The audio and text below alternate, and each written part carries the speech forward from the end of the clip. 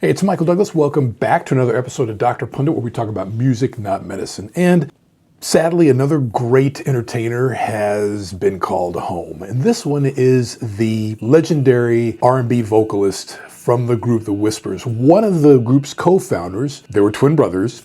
The one who passed away is Walter Scott. His brother, Wallace Scott, was twin brother.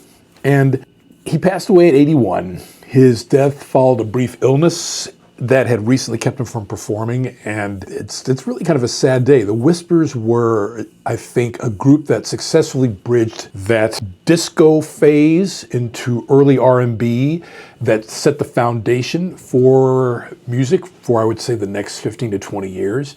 The Whispers certainly had their heyday in the early 80s, but went on to produce music in the late 80s and early 90s. Of course, their Just Gets Better with Time album was when I really got into them. I was a freshman in college, and so that, that helped me to kind of discover more music for the back catalog.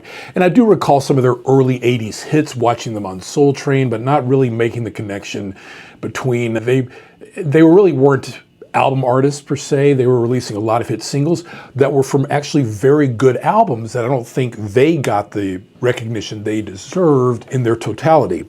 Desiree Benson, who's a representative for the Whispers, shared this heartfelt statement today online. "We are all incredibly heartbroken. It is with deep sadness that we confirm the passing of Walter Scott, beloved member of the legendary R&B group The Whispers. His voice, presence, and contributions helped shape a musical legacy that touched millions. Walter's impact on the industry and in the hearts of fans will never be forgotten, sending love and light to his family, friends, and all the millions of fans around the world. We lost a legend." We certainly did.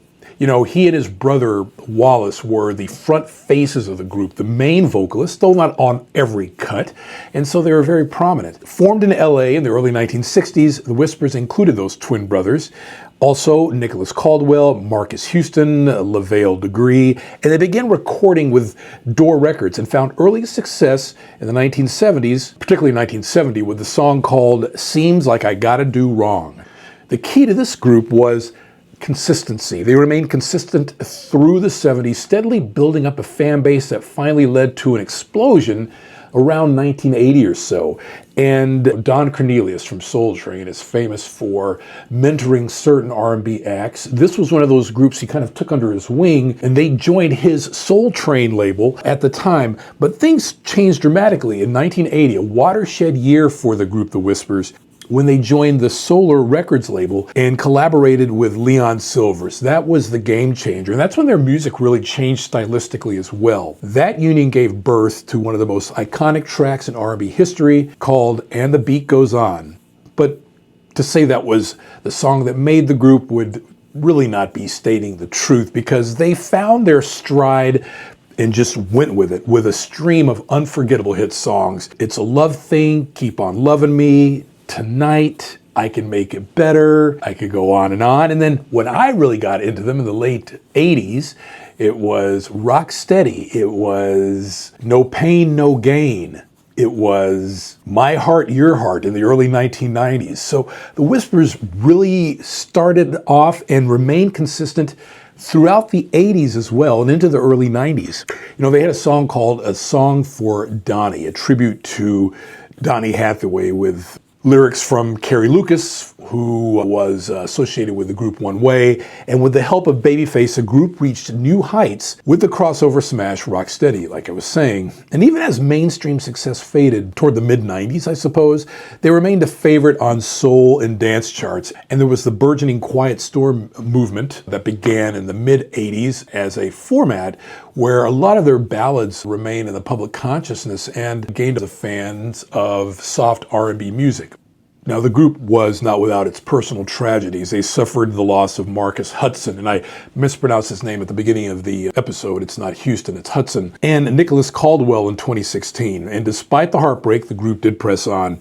Walter and Wallace released a duo album called My Brother's Keeper, and I do remember when that album came out, and I, believe it or not, really wasn't excited to hear it. I'm not sure why, but I've been revisiting it since I found out about Walter's passing, and it's not bad. You should check that out. It's on streaming services.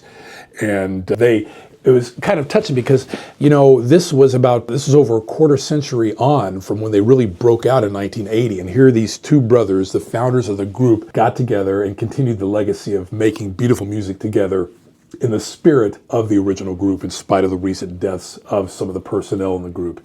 Now, earlier this year, Walter Scott started missing many shows because of illness, sparking concern among fans. They hoped for his recovery, and the passing of Walter Scott marks the end of an era now, and his contribution to R&B spans over 50 years. And it leaves behind a catalog that will be timeless and will be enjoyed for years and decades to come. And from humble beginnings, basically to international acclaim, Walter Scott and the Whispers proved that soul music could thrive across decades. His voice, his energy, his dedication will be forever remembered by fans, fellow artists alike. And yeah, big loss. The voice, one of the big voices of the group, the Whispers. The music lives on. Walter's made the transition. And I hope that if you're watching this episode, if you're not really familiar with their catalog, that you kind of dig into it and see what all the fuss was about. I don't think you'll be disappointed. I'm Michael Douglas. If you like what you see here on the channel, please don't hesitate to like and subscribe. And as the late great Barry White always used to say, let the music play. And I'll see you on the next episode.